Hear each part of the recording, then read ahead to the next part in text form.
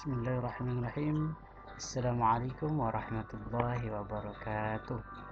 Halo sobat pelajar muda semuanya, kembali bersama saya di channel Pelajar Muda, tempat berbagi ilmu. Alhamdulillahirrabbilalamin. Allahumma salli ala sayyidina Muhammad wa ala ali sayyidina Muhammad. Saya doakan semoga pelajar muda semuanya dalam keadaan sehat dan dilindungi oleh Allah Subhanahu wa taala.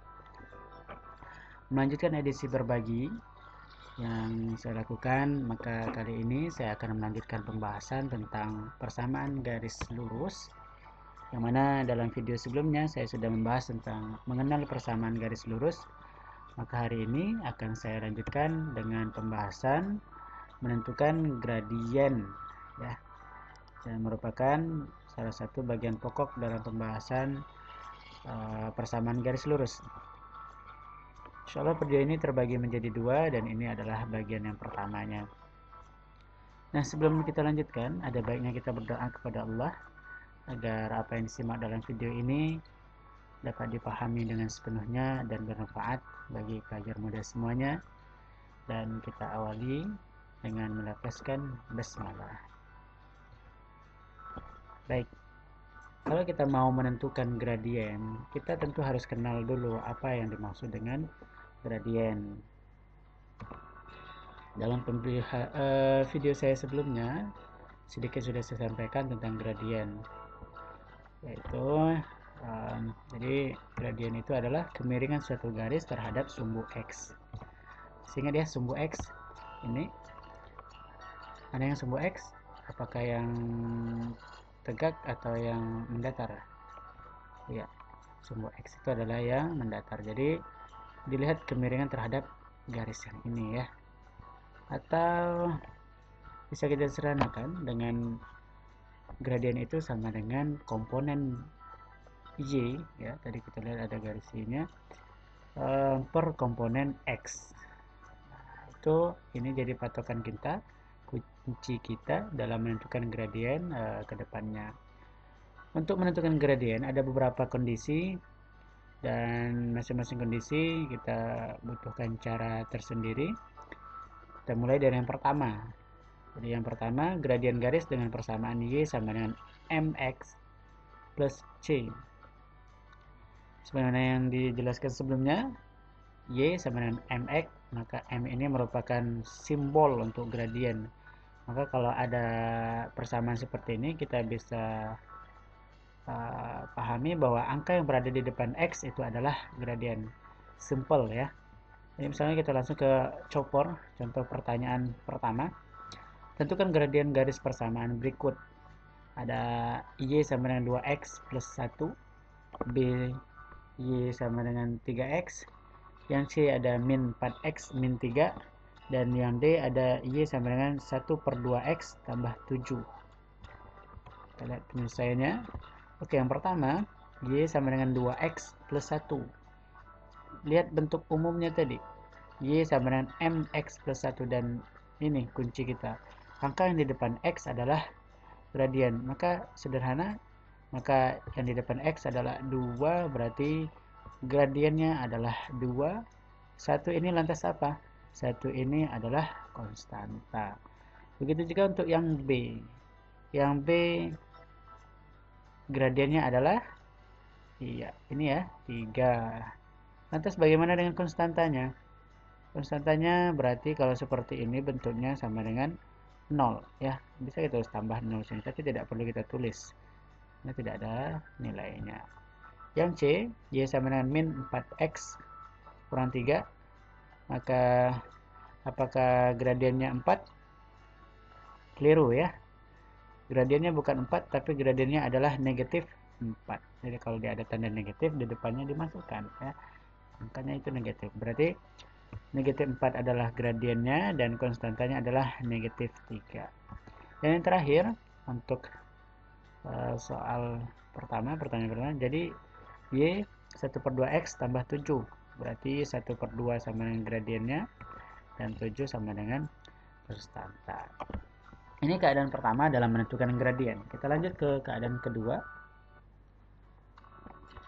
Keadaan 2 adalah di mana gradien garis yang melalui pusat, ya, titik pusat 0,0 dan titik x, y, ya. Jadi dia hanya melalui titik pusat dan satu titik lainnya. Oke, maka tadi di awal kita sudah sama-sama pahami bahwasanya gradien sama dengan komponen y per komponen x. Maka kalau kita mau menentukan gradien garis melalui pusat 0,0 dan titik x, y, maka kita bisa gunakan cara m sama dengan y per x. Ingat ya. Oke, kita masuk chopper 2. Contoh pertanyaan 2. Tentukan gradien garis yang melalui titik pusat 0,0 dan titik A 3. Maaf, A sama K 2,3, B-nya L, ya, titik L min 4,2 dan N titiknya negatif 4, negatif 8. Penyelesaiannya adalah, maka titik K itu berarti 2 itu sama dengan X-nya dan 3 adalah Y. Ingat lagi ya materi tentang diagram Cartesius, bagaimana penulisan titik koordinat. Maka M sama dengan Y per X, artinya M sama dengan Y nya 3, X nya 2, berarti gradiennya sama dengan 3 per 2. Dan untuk titik L negatif 4,2, berarti negatif 4 itu adalah X nya dan Y nya adalah 2, maka gradiennya sama dengan Y per X. Maka gradiennya sama dengan Y nya 2, X nya negatif 4. Bisa kita sederhanakan ya, sama-sama kita bagi 2, maka ini positif dibagi negatif, maka hasilnya kita pastikan negatif. 2 bagi 2 1 dan negatif 4 bagi 2 hasilnya 2, maka gradiennya sama dengan negatif 1 per 2. Dan yang terakhir titik N negatif 4, negatif 8, sebagai X berarti negatif 4 dan Y nya negatif 8, berarti gradien sama dengan Y per X, maka gradien sama dengan negatif 8 per negatif 4. Negatif 8 dibagi negatif 4, maka kita pastikan hasilnya positif. Negatif dibagi negatif hasilnya pasti positif. 8 dibagi 4 sama dengan 2, berarti gradiennya sama dengan 2. Dan ini juga masih cukup mudah untuk dipahami ya pelajar muda semuanya. Kita lanjut ke keadaan ketiga, di mana gradien garis melalui dua titik. Ini dapat kita tentukan dengan membandingkan selisih komponen Y terhadap selisih komponen X. Jadi misalkan begini pelajar muda semuanya. Jika ada suatu persamaan garis yang melalui titik A, jadi titiknya X dan Y-nya kita anggap X1, Y-nya kita anggap Y1. Dan melalui juga titik B, kita anggap X-nya X2 dan Y-nya Y2. Maka gradien garisnya adalah bagaimana? Jadi kita tulis gradien sama dengan, nah tinggal kita kurangin Y2 dikurangi Y1. Jadi Y dari titik B, ya, titik keduanya dikurang dengan Y1, Y dari titik A, ya, titik pertamanya, per begitu juga X2 dikurangi X1. Nah ingat ya pelajar muda, jadi kalau dia melalui dua titik kita gunakan cara ini ya. Lihat contoh pertanyaannya.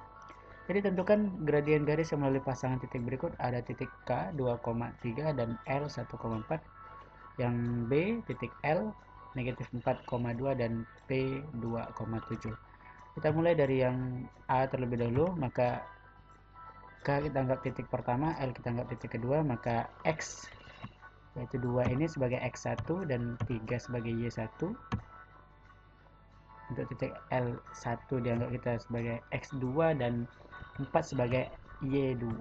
Berarti gradien sama dengan Y2 kurang Y1, berarti 4, ini 4 dikurang 3 ya, per X2 1 dikurang X1 2, 1 kurang 2, 4 kurang 3 1, 1 kurang 2 negatif 1, 1 per negatif 1, maka kita pastikan hasilnya pasti negatif. 1 bagi 1 ya 1, berarti gradiennya sama dengan negatif 1. Dan yang B titik L negatif 4,2 dan P 2,7, maka sebagai X1 nya adalah negatif 4, kita anggap L sebagai titik pertama dan P sebagai titik kedua. Dan Y1 berarti 2, 2 di titik P itu sama dengan X2 dan 7 sebagai Y2. Kita masukkan angka-angkanya, gradien sama dengan Y2 kurang Y1 berarti 7 ya, dikurang 2 per X2 kurang X1, 2 kurang negatif 4. 7 kurang 2, 5, 2 kurang negatif 4. Ini kurang ketemu negatif, berarti dia akan jadi tambah ya, 2 tambah 4 jadi berapa? Iya, 6 ya. Berarti gradiennya sama dengan 5 per 6. Cukup sampai sini saja, karena tidak bisa disederhanakan dan tidak perlu kita ubah jadi desimal. Oke, kita masuki ke kondisi terakhir untuk video pembahasan kali ini, di mana gradien garisnya dengan persamaan AX tambah BY tambah C sama dengan 0. Nah, ini butuh konsentrasi lebih. Jadi sebenarnya ini sederhana ya, dan saya akan ajarkan caranya di awal saja daripada nanti di setiap soal pelajar muda semua lakukan.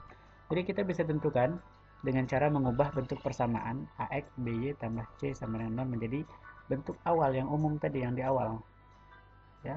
Nah, sebenarnya ini hanya memodifikasi.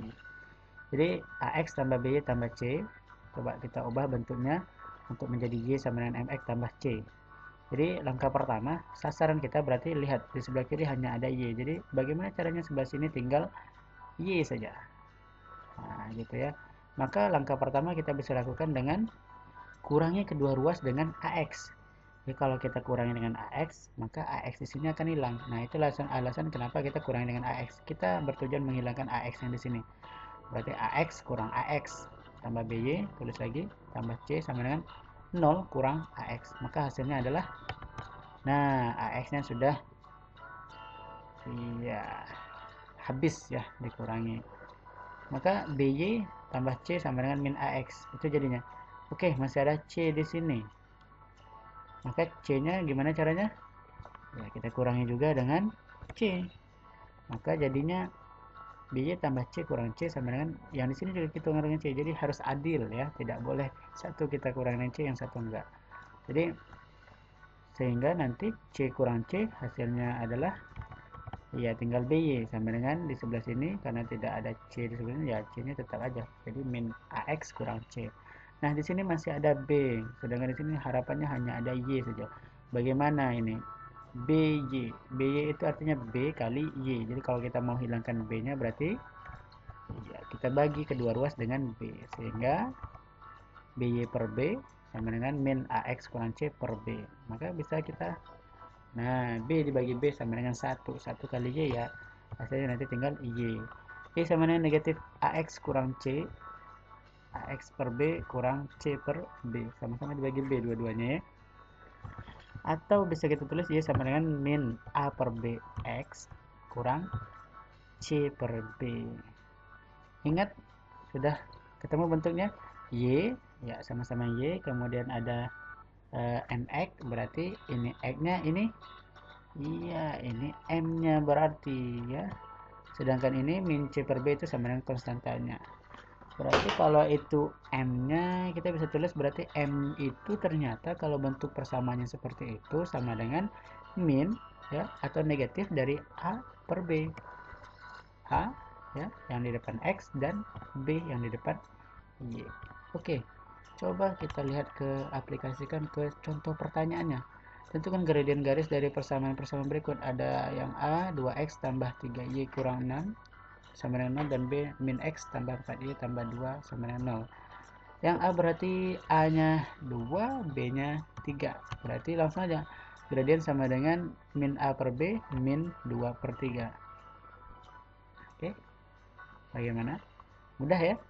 Kita lihat yang B. Yang B berarti A-nya min X. Min X itu berarti min, iya, min 1 ya.